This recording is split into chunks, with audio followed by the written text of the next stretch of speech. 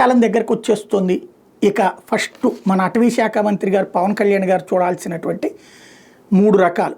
ఒకటి, అడవిలో ఉన్నటువంటి జంతువులకి అక్కడ మంచినీటి వస్తే అందేలా చూడటం. ఆ మధ్యలో మడుగుల్లాగా ఉంటాయి, అవసరమైతే తొట్లు ఏర్పాటు చేయాలి, అక్కడికి ట్యాంకర్లతో నీళ్ళు వెళ్ళేటట్టు చేయాలి, లేదా అక్కడే నీళ్ళని భారీగా నిల్వ ఉండేటట్టు చూడాలి. ఇప్పటి నుంచినే ప్రిపరేషన్ చేయాలి. ఇది నెంబర్ 1. లేదంటే నీళ్ల కోసం ఆ జంతువులు చనిపోనన్నా చనిపోతే, లేదంటే జనారణ్యంలోకి వచ్చేస్తాయి. ఇది నెంబర్ 1.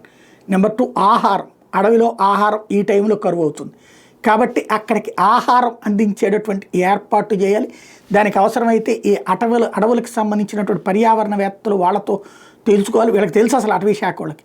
అవన్నీ ఏర్పాటు చేయాలి. ఆ నిధులు కొరత లేకుండా చూసుకోవాలి. 3వది వచ్చేటప్పటికి ఎండాకాలంలో కార్చిచ్చులు రేగుతుంటాయి, ఉన్నట్టుండి మంటలు వస్తే అయిగాస్త వన్యప్రాణుల్ని తగలబెడతాయి. అలాగే అక్కడ ఉన్నటువంటి చెట్లు వీటికి నష్టం చేకూరుస్తాయి. అవి కలగడానికి కారణమయ్యేటటువంటిది వ్యక్తుల పొరపాటు, లేదంటే వేడి. వీటికి సంబంధించి ఇమ్మీడియట్గా మంటల్ని ఆర్పేందుకు అవసరమైనటువంటి యంత్రాంగాన్ని అలర్ట్ చేసి పెట్టాలి. ఇది తాజాగా తీసుకోవాల్సిన నిర్ణయాలు.